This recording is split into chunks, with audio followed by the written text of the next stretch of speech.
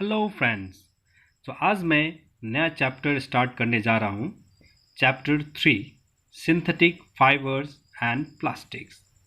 जैसे कि हम सभी कपड़े पहनते हैं, अलग अलग प्रकार के कपड़े पहनते हैं। कुछ जो है नेचुरल फाइबर से बना होता है या कुछ जो है आर्टिफिशियल से बना होता है। तो ये जो फाइबर्स है, ये फाइबर्स आते कहाँ से हैं, कहाँ से हमें ये मिलता है, कपड़े किस चीज़ से बनता है और ये चीज़ कहाँ से निकलती है, इसके बारे में हम यहाँ आज डिस्कस करेंगे। फाइबर्स जो हमें मिलता है वो नेचुरल सोर्स से मिल सकता है और आर्टिफिशियल सोर्स से। क्या ऐसे कुछ नेचुरल फाइबर्स के बारे में बता सकते हो? फाइबर्स का इस्तेमाल हम कई प्रकार के varieties of house hold articles बनाने के लिए भी करते हैं। हम बात कर रहे हैं नेचुरल फाइबर्स के बारे में, जैसे कॉटन, वूल, सिल्क एक्सेट्रा। ये सारे नेचुरल फाइबर्स जो है हमें प्लांट से या फिर एनिमल से मिलते हैं। अब सिंथेटिक फाइबर्स जो कि इंसानों के द्वारा बनाया गया होता है, जिसको हम आर्टिफिशियल कहते हैं, इसी कारण से इसे सिंथेटिक या फिर हम मैनमेड फाइबर्स भी कहते हैं।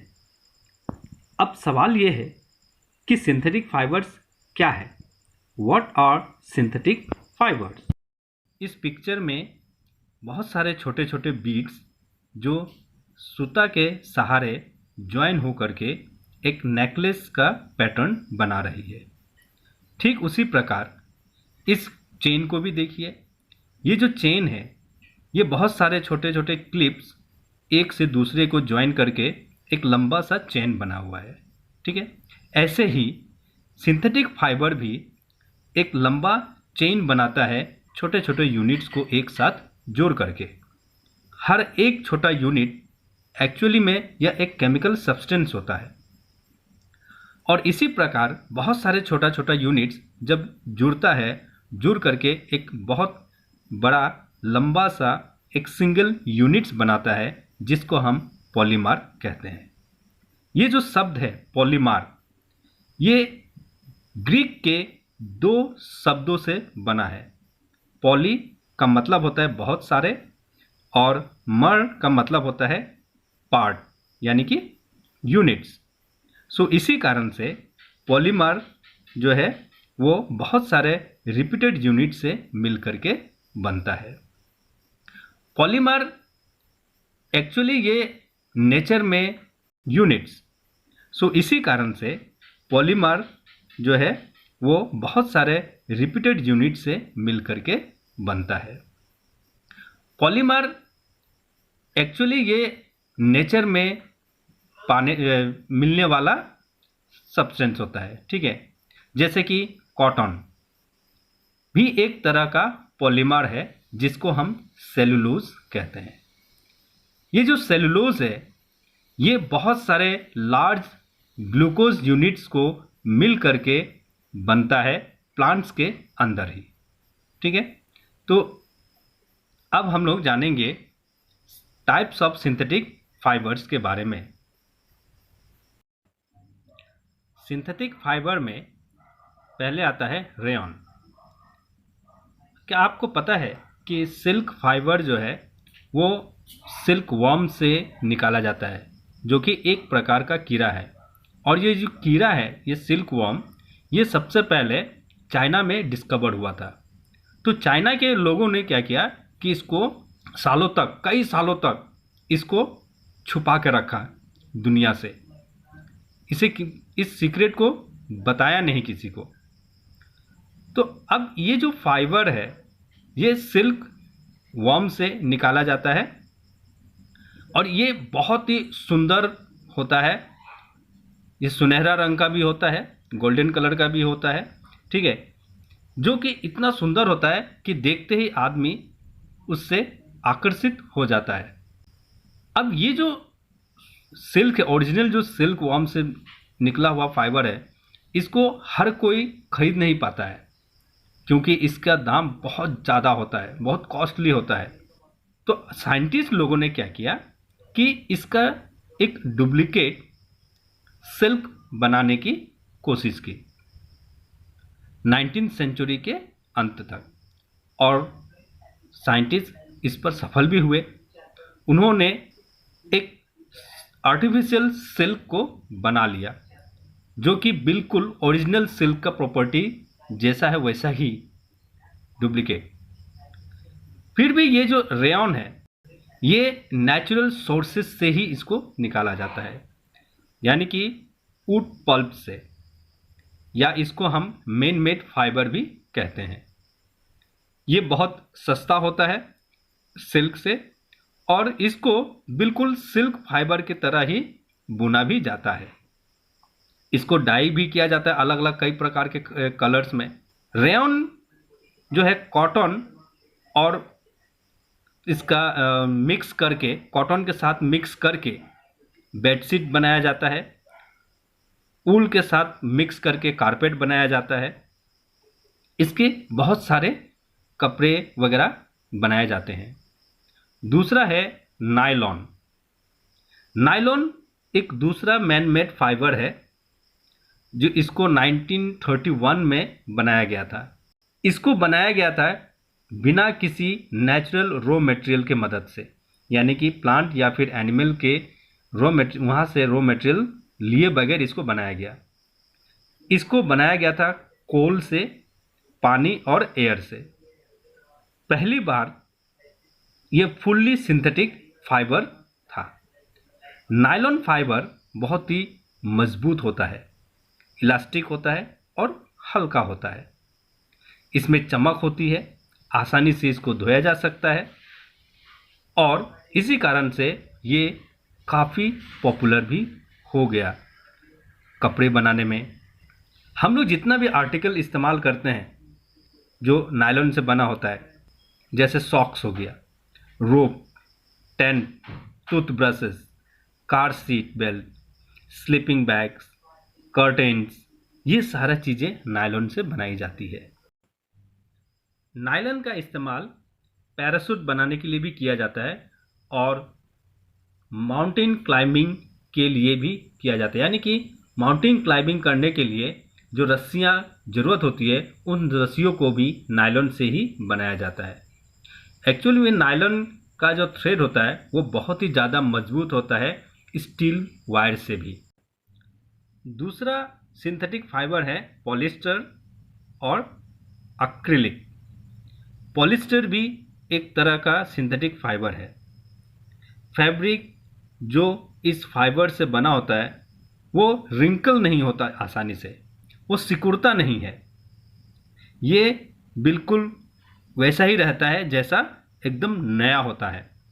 इसको धोने में आसान होता है, इसी कारण से इसको हम जो है ड्रेसेस बनाने के लिए इस्तेमाल किया जाता है। आपको पता है कि टेरिलिन जो है यह भी एक बहुत ही पॉपुलर पॉलिएस्टर है। इसको बहुत ही फाइन फाइबर से निकाला जाता है और बिल्कुल दूसरे यार्न की तरह इसको भी हम बुनते हैं। पीईटी पैट, ये पैट का मतलब पता है आपको? पैट वो नहीं है जो हम लोग घरों में जानवर को पालते हैं, वो पैट नहीं। इस पैट का जो फुल फॉर्म है, इसका मतलब है, पेट जो फुल फॉर्म है ये है पॉलीइथाइलिन टेरेफ्थैलेट। ये बहुत ही फेमिलियर फॉर्म ऑफ पॉलिएस्टर है, इसको बहुत ही ज़्यादा हम लोग जानते हैं। इसका इस्तेमाल बॉटल्स बनाने के लिए किया जाता है, यूटेंसिल्स बनाने के लिए किया जाता है, फिल्म बनाने के लिए किया जाता है। फिल्म मतलब नेगेटिव जो रील्स जो होता है ना, वो बनाने के लिए किया जाता है, वायर्स बनाने के लिए किया जाता है, और ऐसे बहुत सारे यूज़फुल प्रोडक्ट्स को बनाने के लिए किया जाता है। पॉलिएस्टर जो है ये दो शब्दों से मिलकर के बना है, पॉली प्लस इस्तर। ये एक्चुअली बना हुआ है स्मॉल रिपीटिंग यूनिट केमिकल का, जिसको हम इस्तर कहते हैं। इस्तर एक केमिकल है जो फ्रूट्स को हमें स्मेल देता है, यानी कि फ्रूट्स में जो स्मेल महक होता है वो इस तरह हम प्रोवाइड करता है। फैब्रिक्स को बेचा जाता है उसके नाम से ही, जैसे कि पॉलीकॉट, पॉलीवूल, टेरिकॉट। इसमें नाम जो सजेस्ट किया गया है, ये सारा नाम जो है वो मिक्स किया जाता है, दो तरह का फाइबर के मिक्सअप होने से नाम बनता है। जैसे पॉलीकॉट, ये एक मिक्सचर है पॉलीइस्टर का, ठीक है, पॉलिस्टर और कॉटन का मिक्सचर है। पॉलीवूल, ये मिक्सचर है पॉलिस्टर और ऊल का, इसी कारण से उसको पॉलीवूल कहा जाता है। तो हम लोग जो कपड़े पहनते हैं, जैसे कि स्वेटर है, ठीक है, हम लोग शॉल का इस्तेमाल करते हैं, ब्लैंकेट्स लेते हैं ठंडे के दिनों में, और ऐसे बहुत सारे चीज़ होता है जो नेचुरल ऊल से नहीं बना होता है, लेकिन फिर भी यह दिखने में ऊल जैसा ही लगता है। ये सारे चीज़ प्रिपेयर किया जाता है दूसरी तरह के सिंथेटिक फाइबर से, जिसको हम एक्रिलिक कहते हैं। ऊल जो हमें नेचुरल सोर्सेज से मिलता है वो थोड़ा सा एक्सपेंसिव होता है, थोड़ा कॉस्ट होता है, ज़्यादा होता है, ठीक है, जबकि क्लोथ जो एक्रिलिक से बना होता है वो सस्ता होता है। ये सारा चीज़ें अलग अलग कलर्स में, अलग अलग वैरायटीज़ में सिंथेटिक फाइबर जो है अवेलेबल होता है, और ये लंबा समय तक चलता भी है, जल्दी फटता नहीं है, ठीक है, और इसको हर कोई आसानी से खरीद सकता है। इसी कारण से ये नेचुरल फाइबर से ज़्यादा पॉपुलर है। क्या आपने कभी नेचुरल या फिर सिंथेटिक फाइबर को जला करके देखा है? एक बार इसे जला करके देखिए क्या होता है, और फिर कमेंट करके मुझे बताइएगा।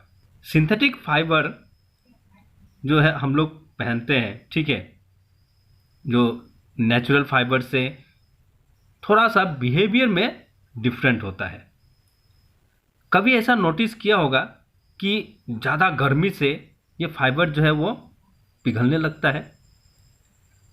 जितना इसके एडवांटेजेस है सिंथेटिक फाइबर के, उतना ही इसके डिसएडवांटेजेस भी है। इसमें बहुत आसानी से आग पकड़ लेता है और ये बहुत ज़्यादा खतरनाक होता है। इसीलिए जो फैब्रिक से बना हुआ कपड़ा अगर हम पहने तो हमें हीट से बचना चाहिए। ये जो फैब्रिक है वो गलता है और हमारे शरीर से चिपक जाता है। जो व्यक्ति इस फैब्रिक को पहने हुए रहता है उससे चिपक जाता है। तो इसी कारण से हमें कुछ बातों का ध्यान रखना चाहिए। हमें सिंथेटिक कपड़ा नहीं पहनना चाहिए अगर हम किचन में काम कर रहे हो या फिर लेबोरेटरी में काम कर रहे हो। जितना भी सिंथेटिक फाइबर्स है ये सभी बहुत सारे प्रोसेसेस के जरिए प्रिपेयर किया जाता है। रॉ मटेरियल्स का इस्तेमाल किया जाता है पेट्रोलियम के ओरिजिन पर। जब पेट्रोलियम ओरिजिन हुआ तो उससे भी बनाया जाता है, जिसको हम पेट्रोकेमिकल कहते हैं। तो आज के लिए बस इतना ही। हम अगले वीडियोज में और इसके बारे में डिस्कस करेंगे।